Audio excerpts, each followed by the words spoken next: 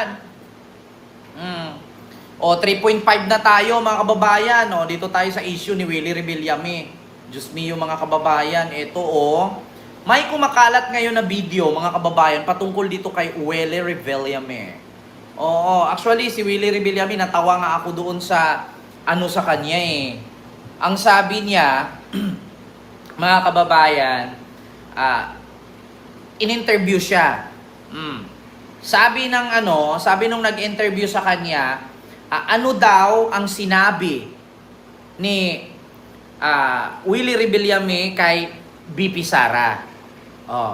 Sabi naman ni Willie Rebillame, okay naman daw siya kay BP Sara.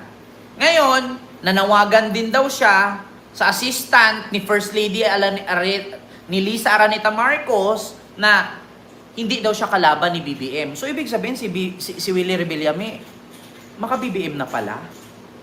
Handa na palang talikuran si Digong. O baka napansin lang talaga ni Willie na, di ba? Wala siyang panalo pag dumikit siya kay Digong. Alam mo, lahat ng interview kay Willie Rebillame, tinatanggi niya lahat. Tinatanggi niya lahat, mga kababayan. Bakit? Hindi daw niya tinaas ang kamay ni Digong, hindi daw siya inendorso ni Digong, lahat tinanggi niya. Parang kinakahiya niya si Digong. Ito, in-interview siya dito ni yung Gretchen Ho ba yun? Nag-interview sa kanya si Gretchen Ho ba yun?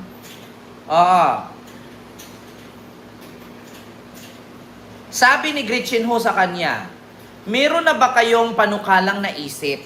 Ayan Gretchen Ho. Sabi ni Willie Rebillame, wala pa kasi, hindi pa ako nanalo. Pag nanalo ako, doon na isipin lahat yon. Ang iniisip ko muna, paano ako manalo. Ganun ba yun, mga kababayan? Tatakbo ka, papasok ka sa politika, wala kang panukala, wala kang agenda, wala kang, di ba? Oo. Tapos pag nanalo ka, tsaka ka mag-isip. So bakit napakaraming artistang pumapasok sa politika, wala rin namang mga ginagawa? Diba? At ito pa, yung matanda lumapit sa kanya para magpa-picture. Pinandirian niya, walang plataforma. Kaya nga, actually sinabi niya yan, nung in-interview siya. Ito tingnan natin. Totoo, napakatotoong tao. Ang feeling ko na talagang walang iniisip na masama pa para sa kababayan natin at sa bayan natin. Ako, nabig ko siya. Pinatawag niya ako sa Malacanang. Alam mo ba kung ano pinakain niya sa akin? Isang okra, isang sitaw, at isang talong. Gulay at merong isda. Tapos, meron kami yung sabaw na may malunggay. Pinatawag daw siya ni Digong. Bills are hundreds of pages long. Nabago ba yung buhay na mahirap? Ito, Bills are pakinggan. hundreds of pages long. Nabago ba yung buhay na mahirap? Pero yung po ang trabaho ng isang senador mas legislative. Para saan? Para sa bansa? Ang dami nang ang batas na ginawa. Ano ba trabaho natin? Di ba dapat gumawa ng mabuti sa kapwa? Kaya ka nga public servant But yeah, that's Senate's main role. Legislative chamber siya. Ba't ano gagawin ko? Kaya gagawa ka ng batas para sa mahirap. Alam niyo, sa totoo lang mga kababayan, na ibuto niyo pa ba si Willie Rebillame kung ganun ang sagot? Papasok ka bilang senador. Once maging senador ka, ang role mo doon, gagawa ka ng batas. Kasi Senate is part of legislative na tagagawa ng batas. Pero ang sabi niya, bakit kailangan pang gumawa ng batas kung tutulong ka lang din naman? Yan ang kailangan ng tao. So kung tulong lang din naman pala ang gusto niya, bakit papasok pa siya sa Senado? So ang rason niya, kaya daw siya papasok sa Senado kasi puro away dito, away doon. So ngayon, pag pumasok ba siya bilang senador, matigil ba ang awayan sa politika dahil kay Willie? So anong gagawin niya sa loob? Magbumtarat-tarat siya doon? At kakanta siya ng, ikaw na nga ang hinahanap ng puso. Tapos dadalhin niya lahat ng staff niya doon. Magawa ng compose na naman si Lito Camo. Yun ang sagot niya eh. Bakit daw siya gagawa pa ng batas kung manalo siyang senador, Marami naman ng batas, wala naman daw nangyari sa Pilipino. Oh. So, bakit papasok ka pa pagiging senador? Ang role ng senador, pag nanalo ka, ang trabaho mo, gagawa ka ng batas kasi bilong ka sa legislative. So bakit na senador ka tapos hindi ka gagawa ng batas? Ano gagawin mo doon?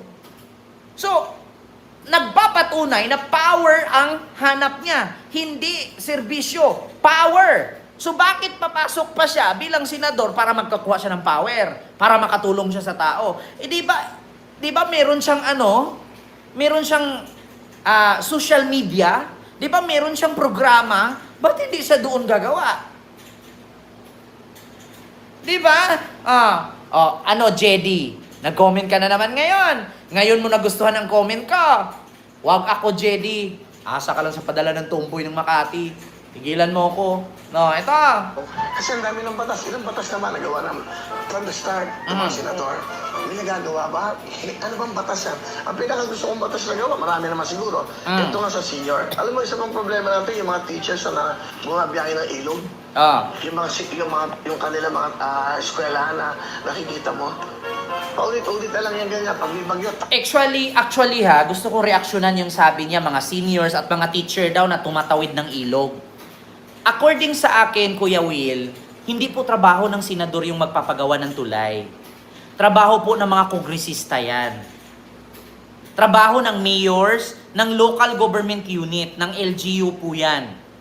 Ngayon, kung sabihin mo mga teacher tumawid ng ilog, wala pong ilog sa Maynila na tatawiran ng teacher. Kasi meron po tayong tulay.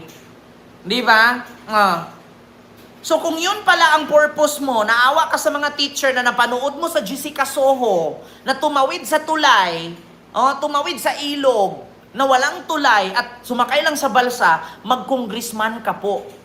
Mag-mayor ka po. Huwag ka pong mag-senador. Hindi trabaho ng senador yun, Kuya Will, ang gagawa ng tulay. Kasi naawa ka sa mga senior citizen. Di ba? Naawa ka sa mga teacher na tumatawid sa ilog. Gawaan mo ng tulay. Yung mga senior citizen, bigyan mo ng gamot. Mag-mayor ka po. Mag-congressman ka po, Kuya Will. Ang trabaho lang po ng senador, gagawa ka ng batas na ang mga teacher mabigyan ng tulay. Hindi po ganon. Kuya Will. Ang alam mo po, bakit hindi tayo gumawa ng matibay na mga eskwela? So ano po ang solusyon doon? Kami bilang senador, ano po yung Hindi pa ako senador eh. na bill? Hindi ko sakaling. Di ba? So ang sagot ni Gretchen Ho sa kanya, ano pong solusyon doon? So anong connection doon bilang senador na gagawa ka ng matibay na paaralan? Daanan ng mga teacher na tumawid sa ilog. Ang sagot niya, hindi pa ako senador eh. Kuya Will, pag-aralan mong mabuti ang pagpasok sa politiko. Hindi yan pinag-isipan na isang araw, isang linggo, isang taon. Kuya Will, senador ang tinakbuhan mo, hindi kontraktor. Kung gusto mo pala ng gumawa ng tulay at matibay na paaralan, di sana ginaya mo na lang si kapatid ni Esmolaude. Di ba? Di sana ginaya mo na lang sana si Alice Bernardo. Gagawa ka pala ng matibay na school eh.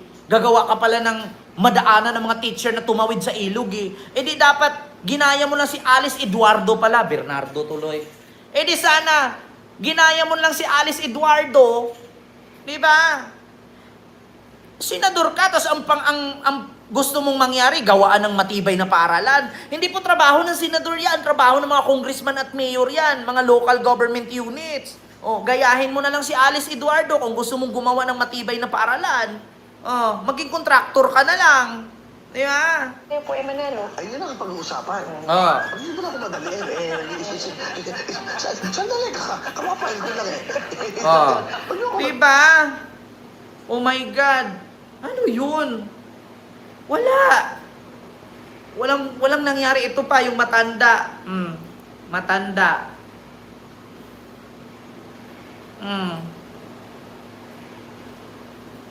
Hanapin natin kasi di ko alam kung pinandidirian ba niya or hindi ko alam ha. Ito, reaction lang. Ito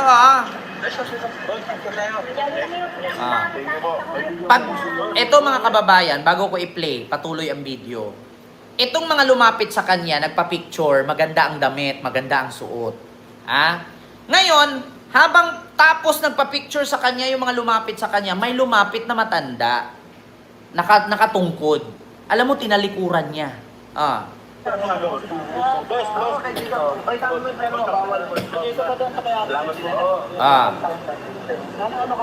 Nagpa-picture. Ayun, may matanda. Tignan mo, iniwan niya. Lumapit yung matanda, iniwan niya. Kasi nagkatungkod, nagbitbit ng sampagita. Ito, sinare ko lang ha, kasi may nakita ko nag-react nito, maraming mga vlogger. Diba? Pero yun yun, yung matanda lumapit. Tignan nyo. Okay na, okay na. Iniwan niya. Tinalikuran ng diri sa matanda.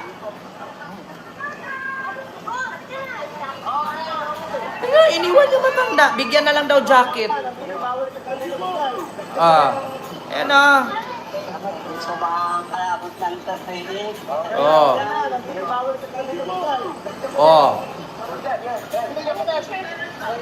Tapos sabay akyat na siya sa sakyan. Pinandirian niyang matanda. Di ba? My God, JD, wag mo kong tawaging beshi, hindi tayo mag-best friend. At wala akong best friend na umaasa sa padala ng tomboy. Di ba?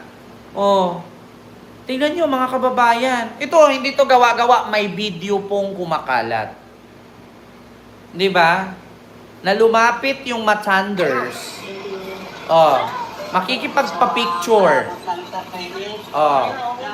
Okay na, okay na. Okay na, okay na. Bigyan nyo lang jacket yan.